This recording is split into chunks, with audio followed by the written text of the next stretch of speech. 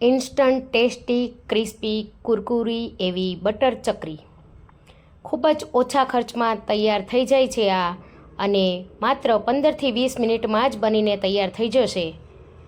તમે બજારમાંથી પણ લાવવાનું ભૂલી જશો, એટલી સરસ આ ચકરી બનીને તૈયાર થાય છે. તો એકવાર ચોક્કસથી ટ્રાય કરજો આ રેસીપી. બધી નાની નાની ટિપ્સ સાથે આપણે આ ચકરી બનાવતા જોઈશું. તો એ માટે મારા વિડીયોને પૂરો જોજો. તો ચાલો જોઈ લઈએ રેસીપી. પણ હજી સુધી જો તમે મારી ચેનલને સબસ્ક્રાઇબ ના કરી હોય તો સબસ્ક્રાઇબ કરી લેજો અને બેલ આઇકન પર બટન દબાવી દેજો, જેથી મારા નવા વિડીયોની નોટિફિકેશન તમને સૌથી પહેલા મળે. તો ચાલો જોઈ લઈએ રેસીપી. તો સૌથી પહેલા મેં અહીંયા 2 કપ જેટલો ચોખાનો લોટ લઈ લીધો છે. મેં કપનું માપ રાખ્યું છે, તમે કોઈ વાટકીનું માપ પણ સેટ કરી શકો. તો 1 કપ અને આ 2 કપ જેટલો ચોખાનો લોટ લઈ લીધો છે. સેમ એ જ માપથી આપણે 1 કપ જેટલો ઘઉંનો લોટ લેવાનો છે. જે રોટલીનો બારીક આવે છે આ રીતે એ જ લેવાનો છે. એનાથી બાઇન્ડિંગ ખૂબ સરસ એવું આવશે અને ચકરી સરસ એવી બનીને તૈયાર થશે. તો હવે આ બંને લોટમાં આપણે 1/4 કપ જેટલું બટર ઉમેરી દેવાનું છે. આપણે બટર ચકરી બનાવીએ છીએ તો આપણે બટર ઉમેરી દઈશું અને સારી રીતે બધું મિક્સ કરી લેવાનું છે. આ રીતે આમાં અને હાથેથી સારી રીતે એવું લાગે તો મસળી લેવાનું છે આ રીતે, જેથી કરી બટર બધે જ સારી રીતે પહોંચી જાય. આ રીતે કોઈ બટરના ગાંઠા રહી જતા હોય તો તે લોટમાં સારી રીતે મિક્સ થઈ જાય.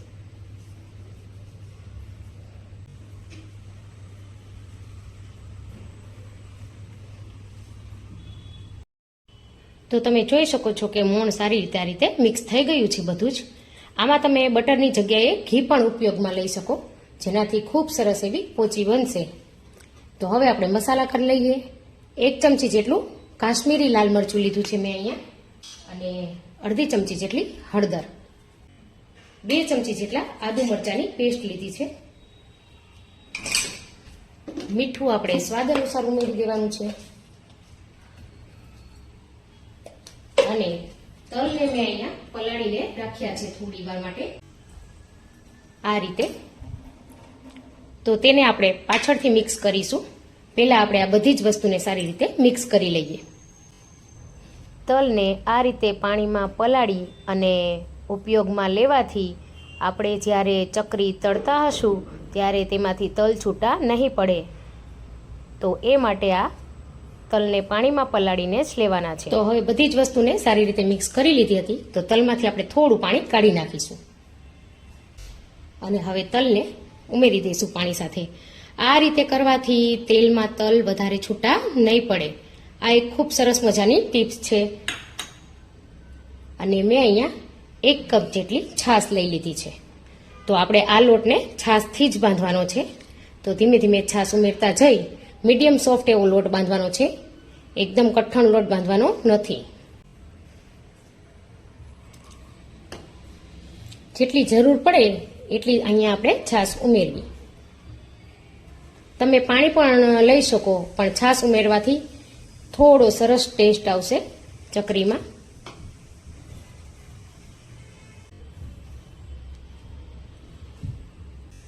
મારે થોડી વધારે ખાટી છાશ હતી તો હું હવે પાણીનો ઉપયોગ કરીશ.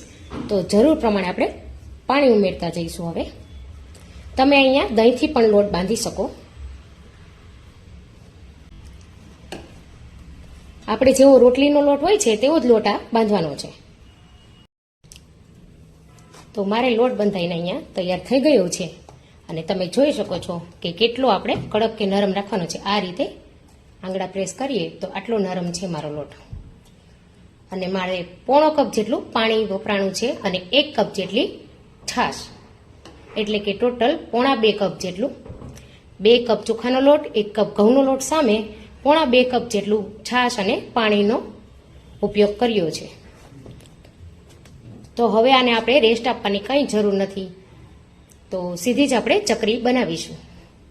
હવે મેં અહીંયા તેલ ગરમ કરવા માટે મૂકી દીધું છે એક સાઈડ, અને બીજી સાઈડ આપણે ચકરી પાડી લઈશું. તો તેના માટે આ રીતે એક ચોપિંગ બોર્ડ લઈ લીધું છે. તમે આની પર કોઈ પ્લાસ્ટિક પાથરી શકો કે જેથી તમને ચકરી પાડવામાં મદદરૂપ થાય, અથવા તો આની પર પણ કરી શકો. તો હવે આપણે સંચો લઈ લીધો છે મેં અહીંયા ચકરી પાડવાનો. તેમાં આપણે તેલ લગાવી દેવાનું છે, જેથી આપણો લોટ ચીપકે નહીં અને ખૂબ સરસ એવી ચકરી બનીને તૈયાર થાય.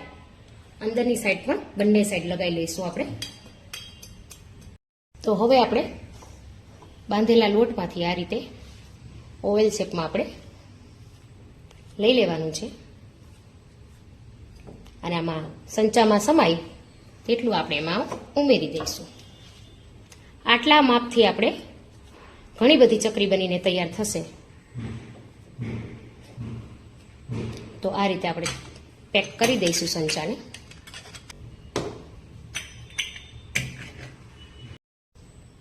તો હવે એમાંથી આપણે ચકરી પાડી લઈશું.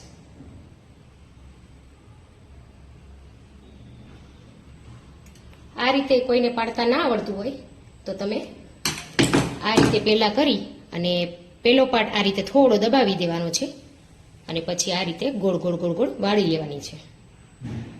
તમારે જેટલી મોટી નાની રાખવી હોય તેટલી તમે રાખી શકો. આ રીતે છેલ્લે પ્રેસ કરી દેવું. તો તમે જોઈ શકો છો કે ચકરી કેટલી સરસ બની ગઈ છે. તો એવી જ રીતે આપણે બીજી ચકરી પણ બનાવી લઈએ.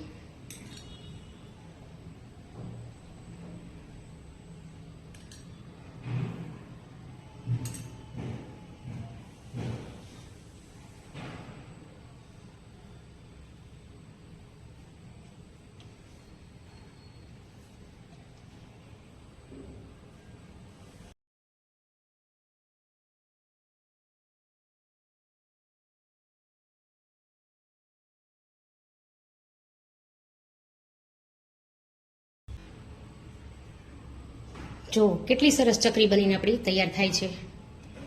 અને તમારે સીધું તમને પાડતા ના આવડતું હોય તો આ રીતે તમે પહેલા સીધા સીધા લીટા પણ કરી શકો છો આ રીતે. અને પછી તમારે જેટલો શેપ જોતો હોય એટલો શેપ તમે કાપી શકો છો. તો આ રીતે તમે બનાવી શકો છો.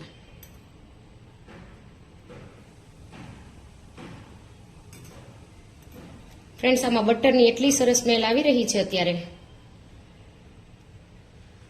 આ રીતે કટ કરી અને એને પ્રેસ કરી દેવાની છે છેલ્લા એન્ડ પર. જુઓ,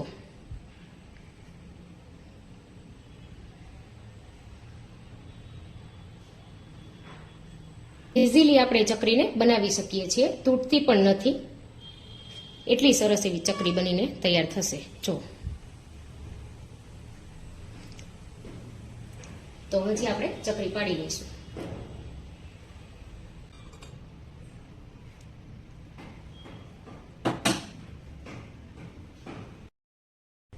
તો એક સંચામાંથી મારે આટલી ચકરી બનીને રેડી થઈ છે. એવા કમસે કમ 3 થી 4 સંચા થશે. તો તમે જોઈ શકો છો કે આટલી ચકરી મેં બનાવી લીધી છે.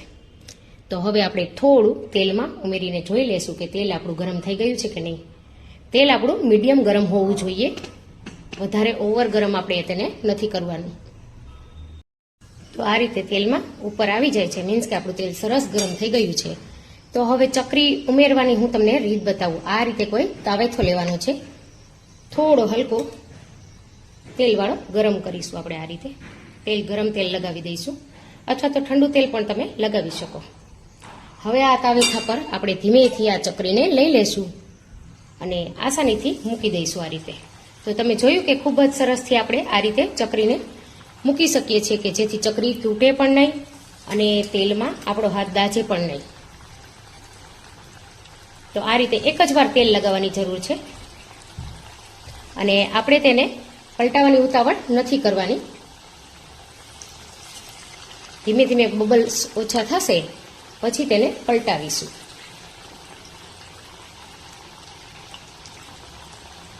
તો એક વેચમાં જેટલી આવે તેટલી ચકરી આપણે ઉમેરી દેવી. તો આમાં બબલ્સ ઓછા થઈ ગયા છે તો આપણે તેને પલટાવી લઈશું.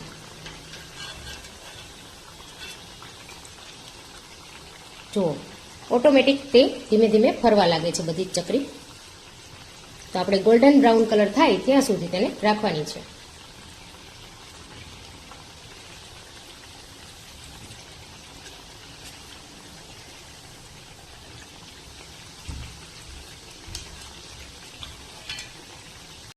આપણે તેને 2 થી 3 વાર ઉલટ પુલટ કરીશું, જેથી કરી તે સરસ ક્રિસ્પી અંદરથી પણ થઈ જાય. તમે જોઈ શકો છો કે ગોલ્ડન બ્રાઉન કલર આવી રહ્યો છે ધીરે ધીરે. જો હજી થોડો ડાર્ક કલર થાય પછી આપણે તેને કાઢી લઈશું. કાઢવામાં ઉતાવળ નથી કરવાની, નહીતર જો ચકરી અંદરથી પોચી રહી જશે તો સારી નહીં લાગે.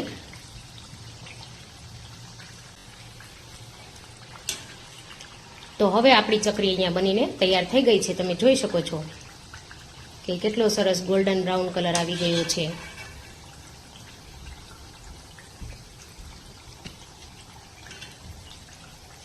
અને કોઈ વસ્તુની મદદથી જોઈએ તો આ રીતે ક્રિસ્પી પણ થઈ ગઈ છે. તો હવે આપણે તેને કાઢી લઈશું.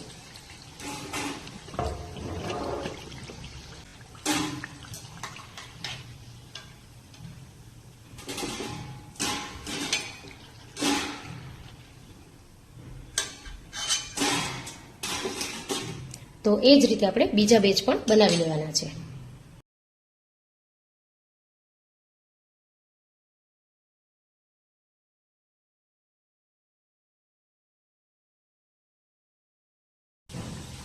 તો આપણે એ જ પ્રમાણે બીજો બેચ પણ ઉમેરી દીધો છે. થોડા બબલ્સ ઉપરથી બેસી જાય ત્યાર પછી આપણે તેને પલટાવી લેવાની.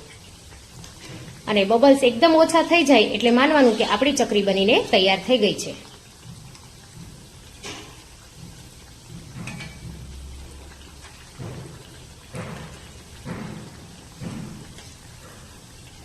તો તમે જોઈ શકો છો કે ચકરી કેટલી સરસ આ રીતે દેખાઈ રહી છે અને બ્રેક પણ નથી થતી. તો ફટાફટથી માત્ર 15 મિનિટમાં જ બની જશે. તો આ રીતે આપણે તેને પલટાવી લીધી અને આને પણ આપણે ગોલ્ડન બ્રાઉન થાય ત્યાં સુધી રાખીશું. તો હવે આપણે તમે જોઈ શકો છો કે સરસ ગોલ્ડન બ્રાઉન કલર આવી ગયો છે બીજા બેચમાં પણ. તો તેને પણ આપણે કાઢી લઈશું. તો આ જ રીતે આપણે બધી જ ચકરી બનાવીને તૈયાર કરી લેવાની છે.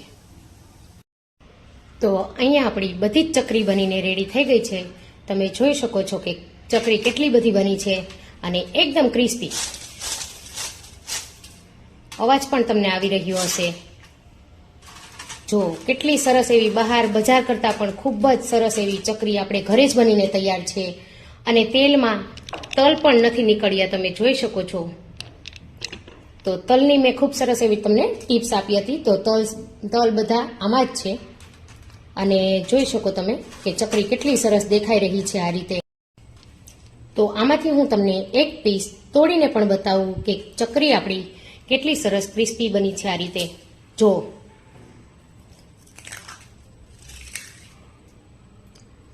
એકદમ સોફ્ટ અને એકદમ સરસ એવી ચકરી આપણી બનીને તૈયાર થઈ ગઈ છે અહીંયા. અને હવે વજનમાં જોઈએ તો